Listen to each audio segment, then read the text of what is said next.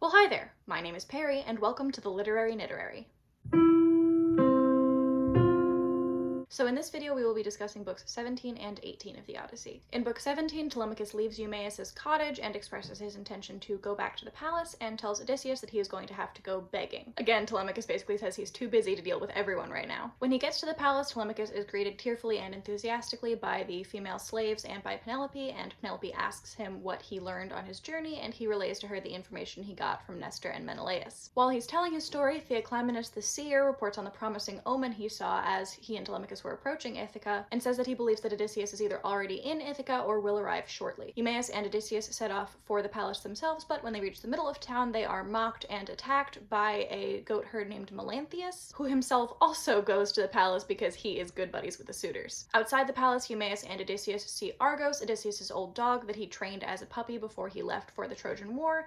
The dog recognizes Odysseus by his voice, but then dies. Odysseus enters his own house as a beggar, and Telemachus tells him to beg for scraps from the various suitors. Most of the suitors give Odysseus scraps of food, but one of them, Antinous, instead hurls a footstool at him and strikes him. Odysseus curses him in return. Finally, Penelope asks Eumaeus to bring the stranger Odysseus over to her so she can talk to him, but Odysseus puts off the conversation using the aggression of the suitors as his excuse. In book 18, a real beggar named Iris comes up to the palace and taunts Odysseus. The suitors challenge them to fight each other, and Odysseus accepts. There's a bit of a comic scene where the two of them get ready to fight, and Odysseus is taking off his clothing, and everyone starts freaking out because even though he looks like an old man, he has this like huge big brawny chest and these beefy thighs, and everyone's like, oh no. And sure enough, Odysseus breaks Iris's jaw and knocks him out with one punch, winning the fight. The suitors reward Odysseus with a meal. Odysseus talks to one of the suitors named Amphinomus and, basically warns him that he thinks that Odysseus is going to come home soon and might be a little bit put out to see all these suitors behaving badly in his house. Amphinomus considers leaving and is about to when Athena changes his mind and makes him stay because she wants all of the suitors to die. Athena then inspires Penelope to show herself to the suitors and makes her extra beautiful. Penelope makes a little speech wherein she reproaches Telemachus for allowing the suitors to mistreat the beggars the way that they have, and also declares that she must marry soon, but bemoans the fact that instead of the suitors courting her in the proper way by giving her gifts, they are taking from her household. Odysseus is glad to hear this because he sees it as her angling to get more stuff out of the suitors by tricking them into giving her gifts. The lights are lit, and Odysseus offers to take over watching them from the slave women. One of them, named Melantho, taunts him, and Odysseus responds quite aggressively. A suitor named Eurymachus taunts Odysseus in return and throws another stool at him. Telemachus basically says, all right, this has gone on long enough. I'm not going to kick you out, but wrap it up, you guys. So the suitors have one last drink and then they go home. And I just have a couple of things I want to talk about today, some passages I want to point out that have relevance to some of the ongoing discussions that we've been having. First of all, on the topic of hospitality, when Theoclymenus is about to relay his interpretation of a positive omen to Penelope and is basically trying to convince her to take him seriously, to believe that he is telling the truth,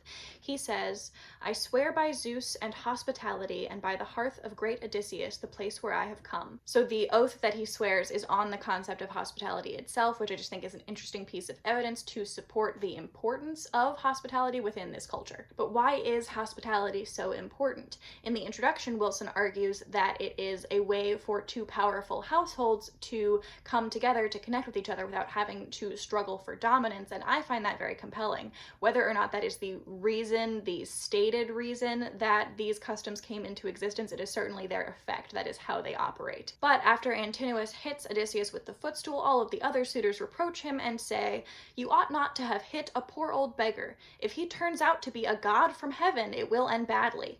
Gods disguise themselves as foreigners and strangers to a town to see who violates their holy laws and who is good. So by the suitors' logic, you don't provide hospitality to beggars and guests because it's the right thing to do. You provide hospitality to beggars and guests on the off chance that one of them is a deity in disguise who might be able to punish you. It's nothing to do with the actual act of hospitality, it's morality, whether it harms or benefits others or the greater community. It simply has to do with whether there might be consequences for the host for improper behavior. Of course, the suitors themselves are not paragons of moral virtue in the poem, nor are they shown to understand how to correctly apply the principles of hospitality, at least not to their own behavior, so take all of that with a grain of salt. But if we're discussing the question of why should I do the right thing, Odysseus makes some interesting points that touch on that theme while he is talking to the suitor Amphinomus. He says, take note of what I say.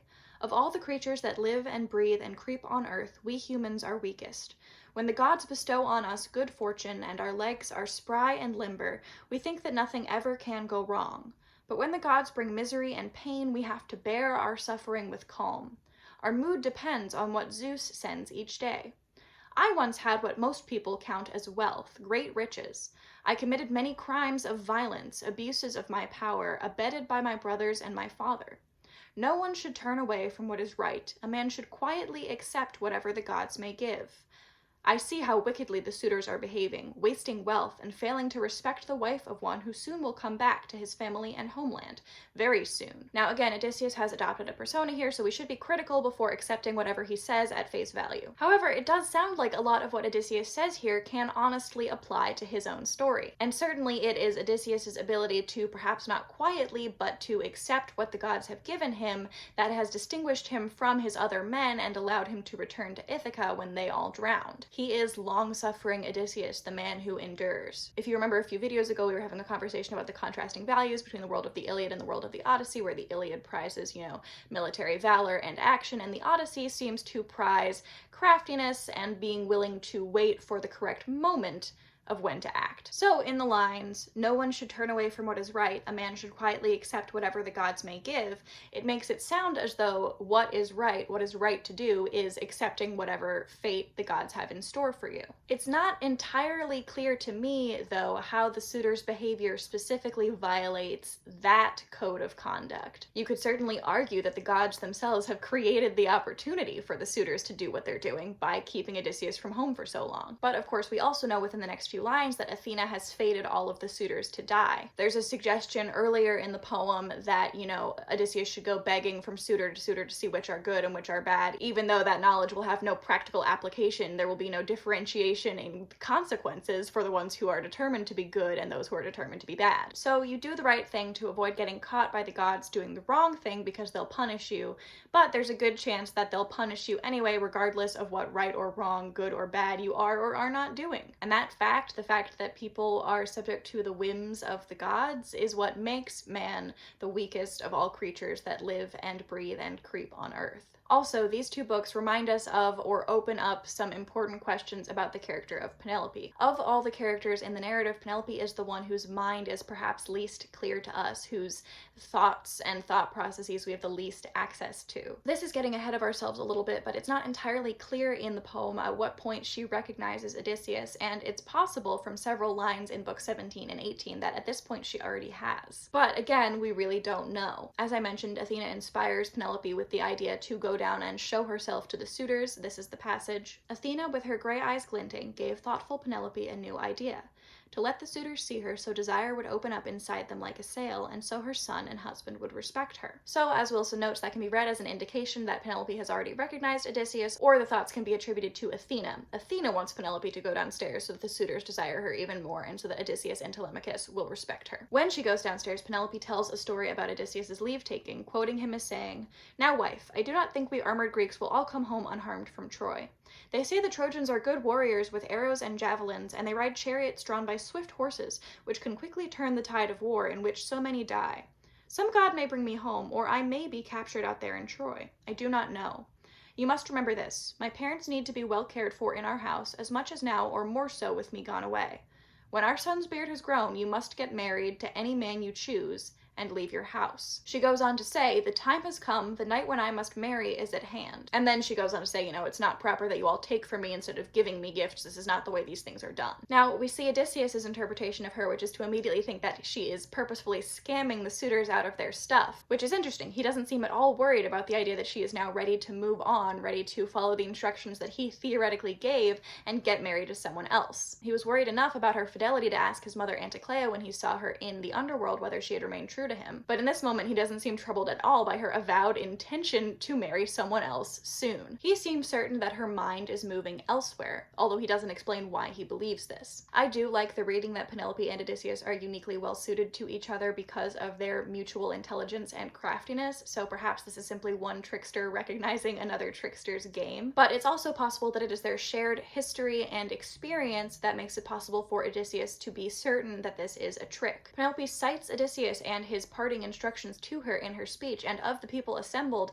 Odysseus is the only one there who has the capacity to know that her words might be false. Maybe that's not what he said to her on leaving at all. Maybe he knows that he told her to never marry anyone else no matter what, and so he knows she's full of it and is able to call her bluff. That would be a significant interpretive leap, but it would be a parallel reflection of some of the recognition scenes that are coming up in the book. For example, with Eurycleia recognizing Odysseus's scar and being able to reference a shared history between them. And the same thing will happen again with Penelope and Odysseus's bed, a piece of information that only a limited number of people could possibly have access to. A reference to a shared past, a shared history, is used to verify the identity of the other person in the relationship. But of course, there always is another possibility created by the opacity of Penelope's character and the fact that we never know what's going on in her head. It's entirely possible that she's totally in earnest about marrying again, and Odysseus is simply mistaken in his interpretation of her words and actions. Penelope is an enigma at the center of the Odyssey, a mortal woman whom Odysseus chooses over a goddess, a trickster in her own right, powerful enough to hold a horde of suitors at bay for years, but powerless enough to be yelled at, chastised, and basically sent to bed by her own son back in book 1. Perhaps Odysseus's journey back to Penelope is, like his journey home, a fundamentally impossible task, a journey that will never be perfectly complete, at least in part because the destination perhaps doesn't even exist. It's the true terror of intimacy that no matter how well you know someone and how much you trust them, you'll never know for sure what's going on inside their head. So even once Odysseus has reconquered his homeland, killed the suitors, ousted the disloyal slaves, there will remain one more unassailable fortress within his house, that of his wife's mind. Let me know if you have any thoughts about the character of Penelope or about the order of gods and mortals in ancient Greek literature, or if that sounds too complicated but you still want to let me know that you were here, you can just leave me an emoji in the comments down below. If you liked this video, I do hope you will consider subscribing, and I will see you again soon. But in the meantime, I hope that everybody is staying happy, healthy, and safe, and I hope that somewhere out there is a great book waiting just for you. Bye!